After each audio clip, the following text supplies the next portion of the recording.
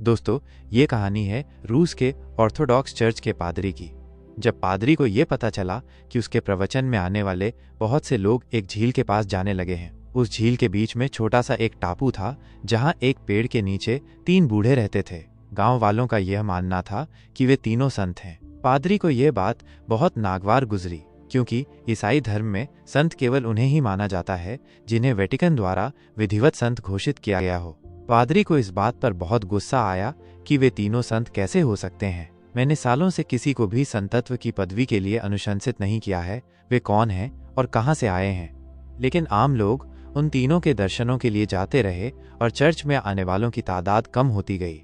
अंत में पादरी ने यह तय किया कि वह उन तीनों को देखने के लिए जाएगा। वह एक नाव में बैठकर टापू की ओर जाने लगा। वे तीनों वहां मिल गए। वे बेहद साधारण, अनपढ़ और निष्कपट देहातियों जैसे थे। दूसरी ओर पादरी बहुत शक्तिशाली व्यक्ति था। रूस के जार के बाद उस क्षेत्र का सबसे महत्वपूर्ण आदमी था वो। उन तीनों को देखकर वह खींच उठा। तुम्हें संत किसने बनाया? उसने पूछा। वे तीनों एक दूसरे का मुंह ताकने लगे। उनमें से एक ने कहा, किसी ने नहीं, हम लोग खुद को संत नहीं मानते, हम तो केवल साधारण मनुष्य हैं। तो फिर तुम लोगों को देखने के लिए इतने सारे लोग क्यों आ रहे हैं? पादरी ने पूछा। वे तीनों बोले, यह तो आप उन्हीं से पूछिए। क्या तुम लोगों को चर्च की प्रार्थना आती है? पादरी ने पूछा। नहीं, हम तो अनपढ़ हैं और वह प्रार्थना बहुत लंबी है, हम उसे याद नहीं कर सकते। तो फिर तुम लोग कौन सी प्रार्थना पढ़ते हो? पादरी ने पूछा। उन तीनों ने एक दूसरे की ओर देखा। तुम बता दो, एक ने कहा। तुम ही बता दो ना, वे आपस में कहते रहे। पादरी ये सब देख सुनकर बहुत गुस्सा हो गया और सोचने लगा, इन लोगों को प्रार्थना करना भी नहीं आता, कैसे संत हैं ये। उसने मन में सोचा। वह बोला, तुम लोगों में से कोई भी बता सकता है, जल्दी बताओ। वे बोले, दरअसल हम आपके सामने बहुत ही साधारण व्यक्ति हैं। हम लोगों ने खुद ही एक प्रार्थना बनाई है, पर हमें ये पता नहीं था कि इस प्रार्थना को चर्च की मंजूरी मिलना जरूरी है। हमारी प्रार्थना बहुत साधारण है, हमें माफ कर दीजिए कि हम आपकी मंजूरी नहीं ले पाए। हम इतने संकोची हैं कि हम आ ही न सकें। हमारी प्रार्थना है, ईश्वर 3 है और हम भी 3 हैं, इसलिए हम प्रार्थना करते हैं, तुम 3 हो और हम 3 हैं, हम पर दया करो, यही हमारी प्रार्थना है। पादरी बहुत क्रोधित हो गया। ये प्रार्थना नहीं है, मैंने ऐसी प्रार्थना कभी नहीं सुनी। वो जोरों से हंसने लगा। वे बोले, आप हमें सच्ची प्रार्थना करना सिखा दें। हम तो अब तक यही समझते थे कि हमारी प्रार्थना में कोई कमी नहीं है। ईश्वर 3 है और हम 3 हैं, और भला क्या चाहिए? बस ईश्वर की कृपा ही तो चाहिए।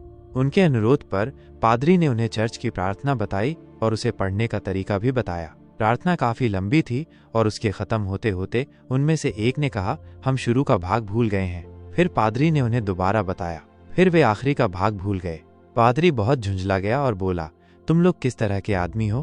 तुम एक छोटी सी प्रार्थना भी याद नहीं कर सकते?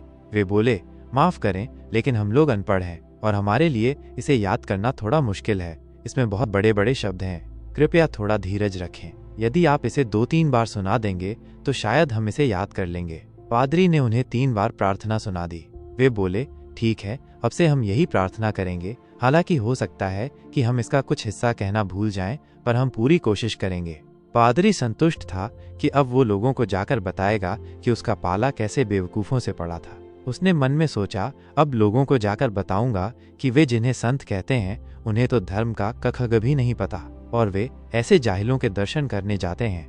यही सोचते हुए वह नाव में जाकर बैठ गया। नाव चलने लगी और वह अभी झील में आधे रास्ते पर ही था कि उसे पीछे से उन तीनों की पुकार सुनाई दी। उसने मुड़कर देखा, वे तीनों पानी पर भागते हुए नाव की तरफ आ रहे थे।